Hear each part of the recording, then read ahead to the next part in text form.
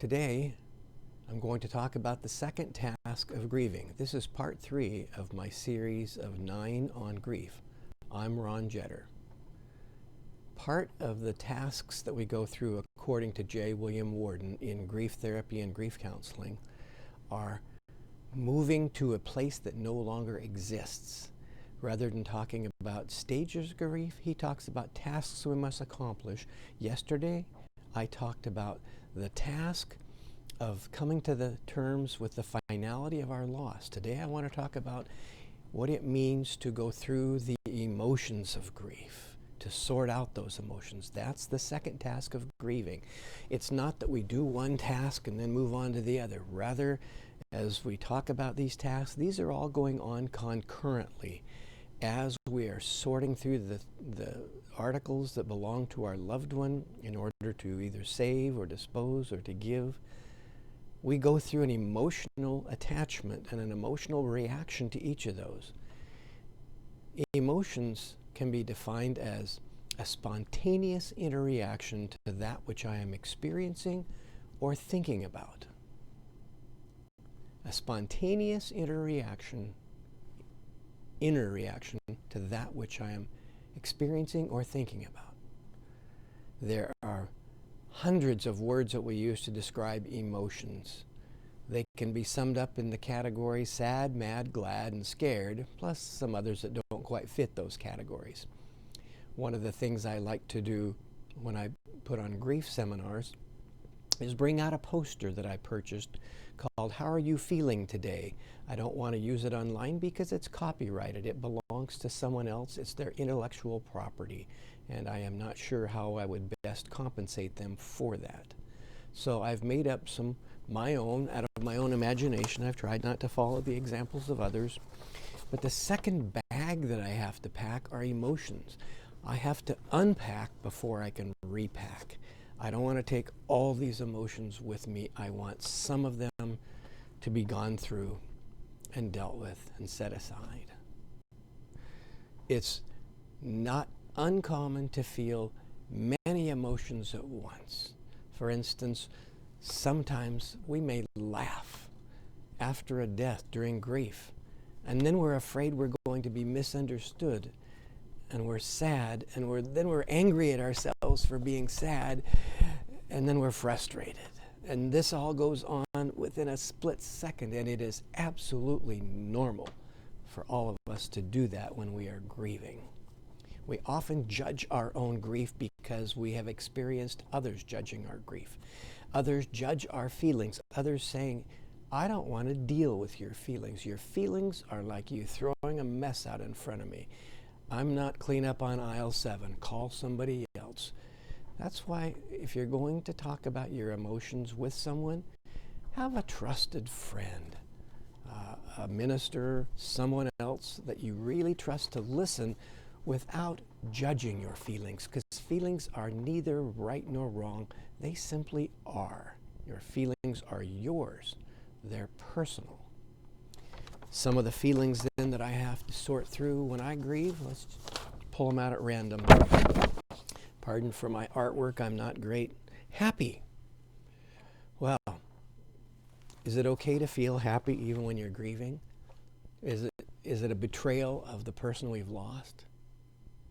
Or is it normal that when we think about them, even when we're sad, at the same time, we can be happy? After all, our lives were enriched by knowing them, by having them in our lives. And in the case of my mom and dad, not only was my life enriched, I wouldn't be here, I wouldn't be me without them. So I think about them with happiness, even though they're dead. And I think about them with sadness, sometimes at the same time. Withdrawn. Not uncommon. When we're grieving, we just don't want to be around people. They don't understand. It's easier to simply be away from people rather than having to deal with them commenting or making them look pitiful at me. I don't need pity. I need understanding. I need listening, but I don't need judging or pity. It's easier to withdraw. Grief can also bring on fatigue, very common, to simply be tired. Don't feel like doing anything. Don't feel like getting out of bed. Don't feel like cooking, eating, cleaning, doing the normal routines that I have to do. Not uncommon. And equally not uncommon, the other side of that, feeling frenetic.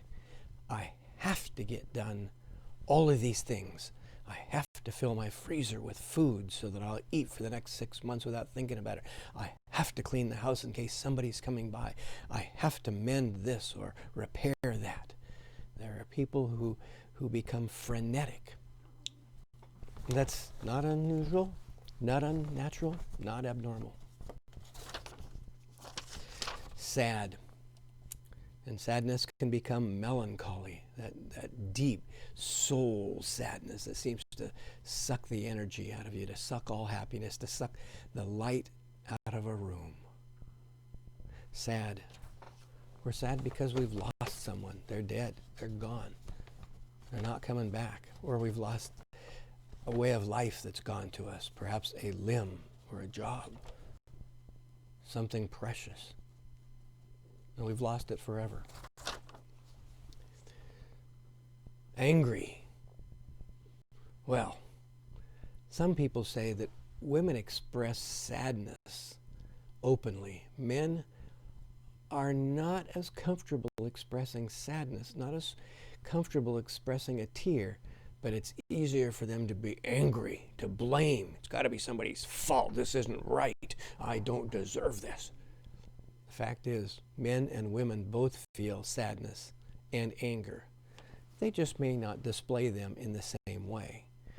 What you display to others may not necessarily show what's going on inside. Others really won't know what's going on inside unless you tell them. As I say, though, tell someone who's going to listen and understand, not try to one-up you with, oh, I remember when I lost someone and I was so mad. That's not helpful. It really isn't. What's helpful is, tell me more, explain to me about that. Describe that for me so that I can understand your anger. When was the time when you felt that angry before? What helped it to go away?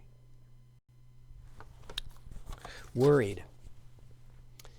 The death of someone close to us, especially if we're partially dependent or interdependent, can bring up a host of worries. We worry. Are we safe? Are we financially secure? My mother was full of worries, and she really wanted to die before my dad. She got her wish by all of 17 days. She was worried because, as she told me, if he dies, I have to go on Medicare. We've been on the company plan because of a golden parachute he got. His pension stops. There's no survivor benefits. She had plenty. She was so worried she'd been squirreling away money in separate bank accounts and separate pots, hiding money under the mattress, behind the medicine cabinet, all over the house.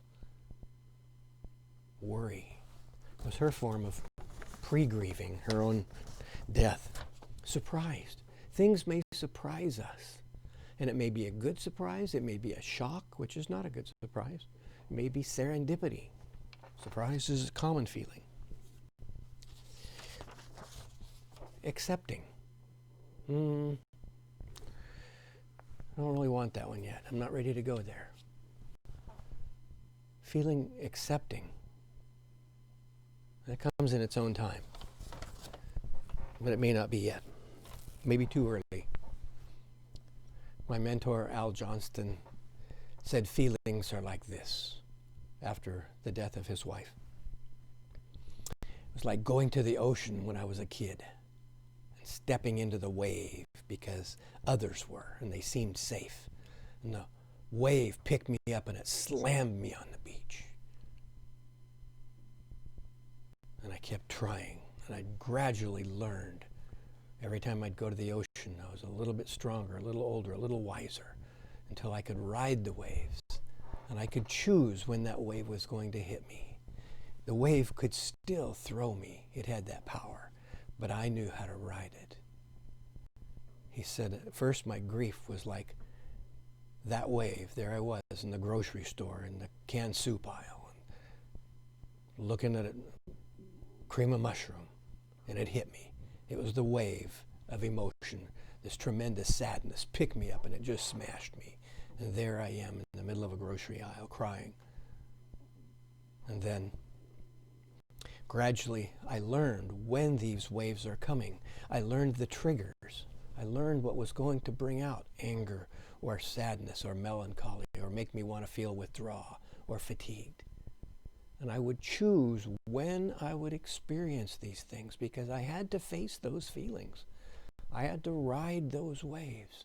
And after a while, it was no longer a harsh experience. It was a bittersweet moment.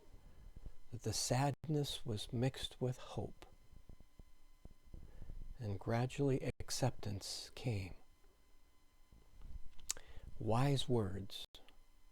Task number 2, learning to ride the waves of emotion. Learning to negotiate the feelings that come after a loss. And after time, the feelings don't throw us, don't smash us against the beach. They become something we can even treasure. A sweet sadness.